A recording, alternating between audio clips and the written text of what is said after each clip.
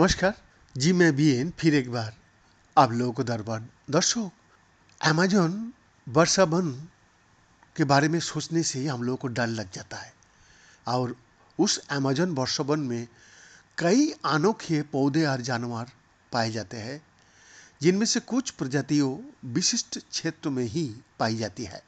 इस अनूठी जैव विविधता के कारण ना कई वर्षों से वैज्ञानिकों को उलझन में डाल रखा है और वो विभाजित है।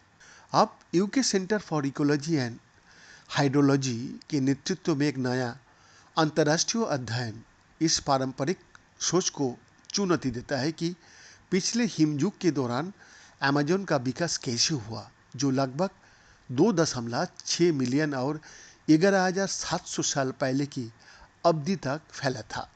ये दर्शाता है कि विश्व का सबसे बड़ा उष्णकटिबंधीय वर्षा वन पर्यावरणीय परिवर्तनों के प्रति हमारी अपेक्षा से कहीं अधिक संवेदनशील है, तथा ये इस बारे में एक और चेतावनी देता है कि किस प्रकार बड़े पैमाने पर तेजी से हो रहे मानव चालित जलवायु और भूमि उपयोग परिवर्तन इस बहुमूल्य पारिस्थितिकी तंत्र के लिए खतरा बन रहा है।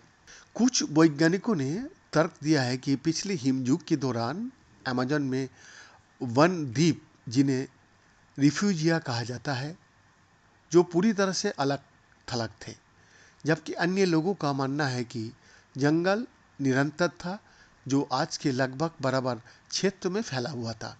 यूकेसीएच के नेतृत्व में मॉडलिंग अध्ययन के निष्कर्ष, जो एनपीजी बायोडाइवर्सिटी पत्रिका में प्रकाशित हुआ है, उसमें संकेत देता है कि उत्तर कहीं बीच में है।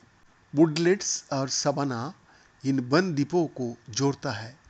लेखकों ने निष्कर्ष निकाला है कि इसने कुछ जानवरों को, जो अधिक दूरी तक यात्रा कर सकते थे और अधिक अनुकूलनीय थे, उनके बीच जाने की अनुमति दी, जब एक निश्चित प्रकार के आवास पर निर्भर अधिक विशेषज्ञ प्रजातियों के लिए एक बाधा के रूप में कार्य किया।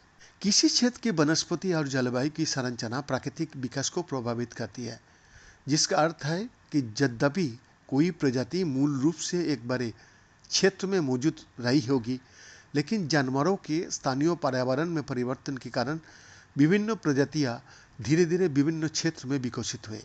यूकेसीएच में लैंड सरफेस मॉड्यूलर और अध्ययन के प्रमुख लेखक डॉक्टर डगलस केली बताता है, अतीत में जलवायु परिवर्तन ने अमेजन की जंगल की शकल और उसके विकास को आकार देने में बहुत बड़ी भूमिका निभाई थी।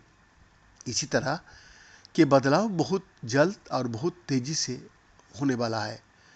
पहले जलवायु से उतार चढ़ाव आने में हजारों वर्ष लगता था, जिससे पौधे और जानवर अनुकूलन कर लेते थे, लेकिन अब मानव जनित ग्रीन हाउस गैस उत्सर्जन में वृद्धि के कारण कुछ ही दशकों में महत्वपूर्ण वैश्विक तापमान वृद्धि हो रही है। बीएन का एक्सक्लूसिव रिपोर्ट।